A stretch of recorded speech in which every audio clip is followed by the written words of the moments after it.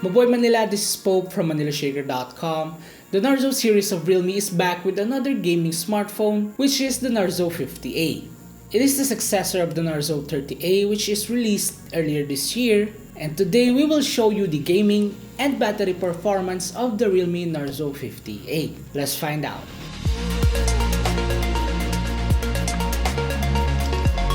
The design of the Realme Narzo 50A is pretty much the standard design of Realme's Narzo series with a simple looking back panel that is made out of polycarbonate plastic. It also has its textured lines which add grip to the device, which is kinda helpful since it is quite heavy and chunky. It still uses a rear-mounted fingerprint scanner which is incorporated into the camera module rather than a side-mounted one. And as for its display, it is equipped with a 6.5-inch IPS LCD with 720p resolution and still uses the traditional water drop style notch. As for its chipset, it is powered by a MediaTek Helio G85 with a 12nm process. And the configuration of our review unit is 4GB of RAM with 64GB of storage. If the storage is not enough for you, there is a dedicated slot for storage expansion up to 256GB. It is also equipped with a 50MP triple camera setup. All of these are backed with a 6000mAh of battery paired with 18 watts fast charging. We will also see the battery performance of this device at the end of this video, so stay tuned. Before we start our gaming review, we will start with a fully charged device. And for our first game is Mobile Legends. By default, HDR and HFR mode are turned on with high graphics quality. As for its performance, everything is smooth with no frame drops or stuttering during teamfights.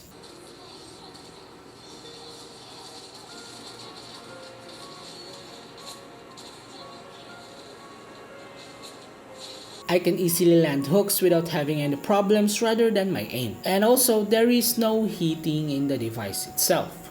So with the max default settings, we get 60 FPS with 100% stability.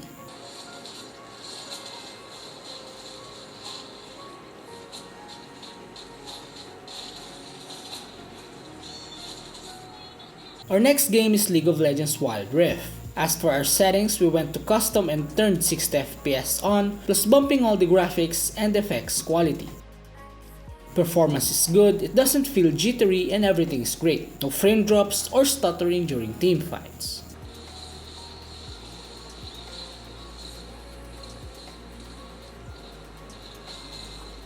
So with the bump up settings, we get 58 to 60 FPS with 100% stability.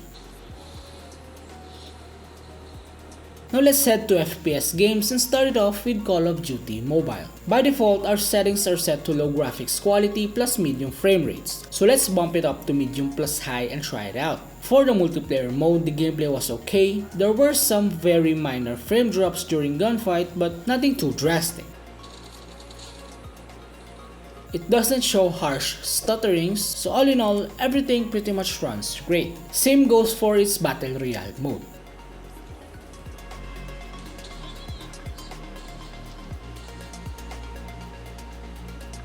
So for its overall performance with medium plus high graphics, we get 45 to 50 FPS with 96% stability.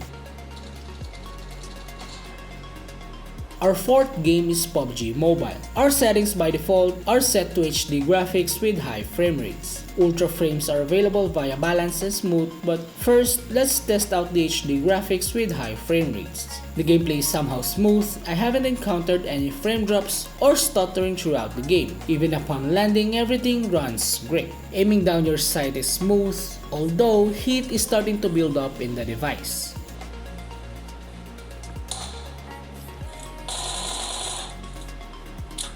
So with HD graphics plus high frame rates, we get 27 to 29 FPS with 97% stability.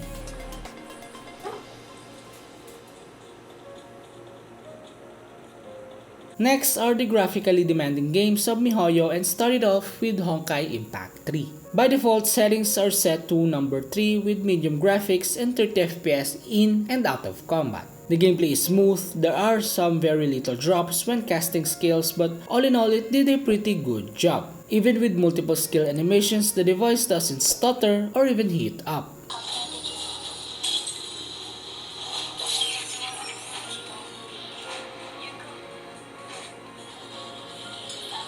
So, with the medium graphics plus 30 FPS, we get 26 to 28 FPS with 98% stability.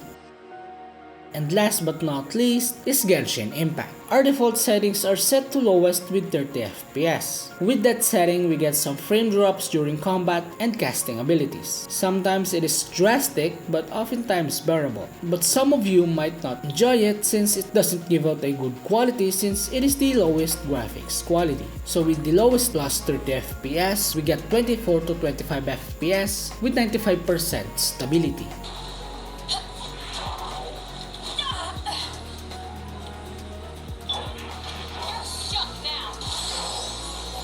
As for its battery, after 1 hour and 40 minutes of gaming, from 100% it dropped to 81%.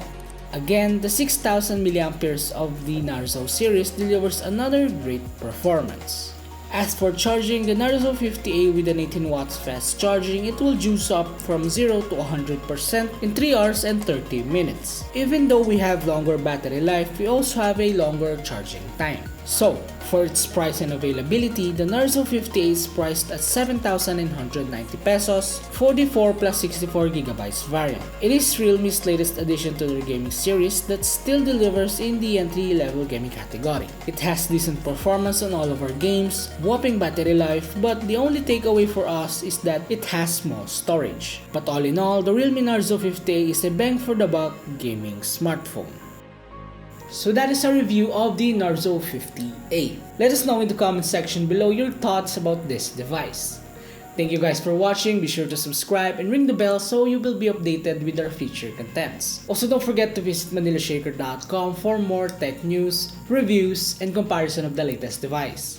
Once again, this is Pope, and mabuhay Manila!